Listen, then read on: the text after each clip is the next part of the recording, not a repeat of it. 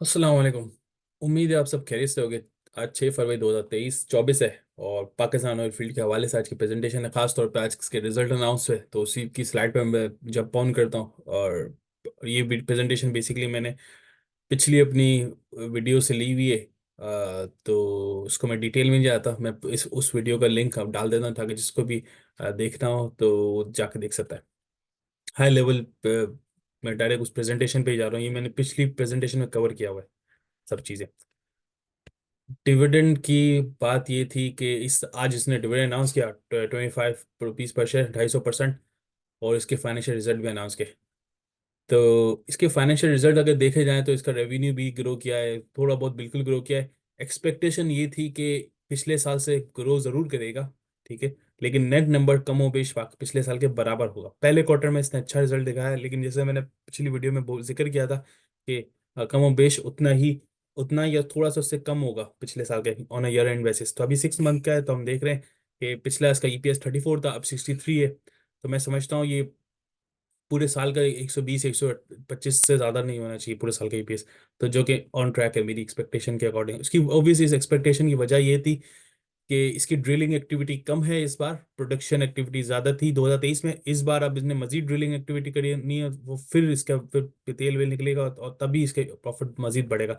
2023 इसका अच्छा रिजल्ट रहा सो फार जून 23 तक का ईयर एंड। तो इस तो ये वाली एक्टिविटीज जो प्रोडक्शन वाली एक्टिविटीज है वो इस साल में कम है, एक्सप्लोरेशन वाली एक्टिविटीज ज़्यादा है। रिजल्ट्स की बात करें तो इसके प्रॉफिट पॉजिटिव रहे। सबसे ज़्यादा मुझे कंट्रीब्यूटर जिसके प्रॉफिट में इंक्रीज करने की वजह एक ये थी एक्सप्लोरेशन कॉस्ट, जो कि सिग्निफिकेंटली कम हुई है।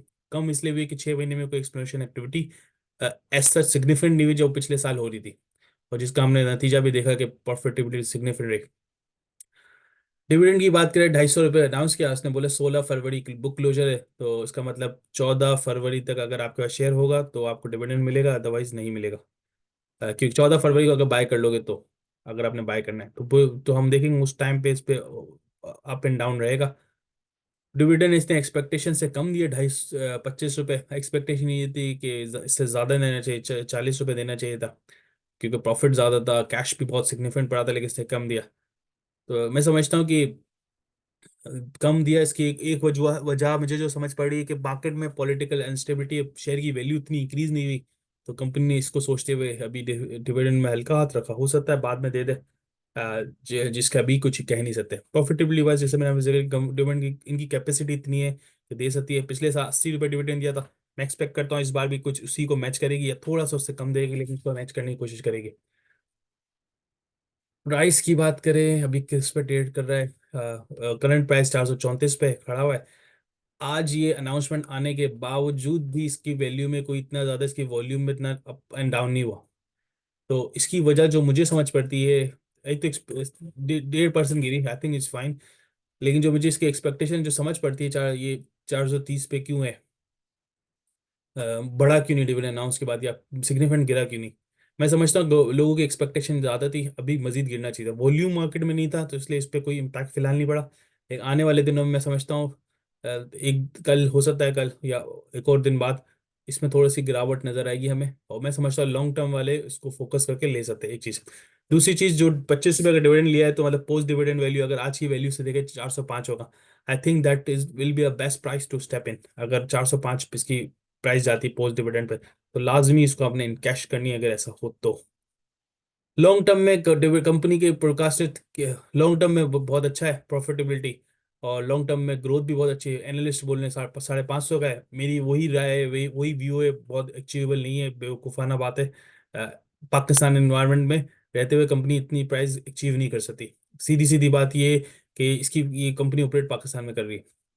अब मेरे व्यू में शायद हो सकता है 500 टच कर जाए। अगर मार्केट ऊपर पे ऊपर जाए 70,000 जाएगी तो शायद 500 पे टच कर जाए। लेकिन आई डोंट थिंक अभी ये सब अचीवेबल नजर आता है। पॉजिटिव आउटलुक इकोनॉमिक का लाजमी है, लेकिन ऐसा भी नहीं है कि पोल जैसा शेयर 550 पे इमीडिएटली चले जाए, एक चीज। अगर किसी लॉन्ग टर्म के लिए उठाना है तो आई थिंक मेरा व्यू ये है कि लॉन्ग टर्म आप पोस्ट डिविडेंड उठाएं। और ये मेरे पिछले प्रेजेंटेशन का है तो आप इसको मतलब ऐसा डेट्स को इग्नोर कर दें। बट एक क्लियर इमेज है, लॉन्ग टर्म के लिए अच्छा शेयर है, आप इसको पोस्ट डिविडेंड उठा सकते हैं। शॉर्ट टर्म में हल इसमें एक थोड़ा सा अप एंड डाउन नजर आएगा। बुक क्लोजर के करीब के 14 फरवरी वाले दिन तो उसमें भी शॉर्ट टर्म ट्रेडिंग में कर सकते हैं। आई डोंट प्रेफर कि इसमें शॉर्ट टर्म किया जाए, क्योंकि इसमें वॉल्यूम इतना कोई ज़्यादा नहीं रहता। वैसे यही मेरा राय, ये मेरी व्यू है। होपफुली जितने पास शेयर्स हैं आपको एंजॉय करना डिविडेंड। आपने पहले लिए हुए, अगर नहीं लिए हुए और आपने समझते हैं कि सेल कर दें, गेन कैपिटल गेन कमा लें, तो दैट इज ऑल्सो फाइन, जैसा आपको सही लगे। बाकी कंपनी बड़ी फंडामेंटली स्ट्रांग है। चैनल को सब्सक्राइब नहीं किया तो लाइक और सब्सक्राइब कर लें। इंशाल्लाह मजीद इंफॉर्मेटिव वीडियो आती रहेंगी। जज़ाकल्लाह, अस्सलाम वालेकुम।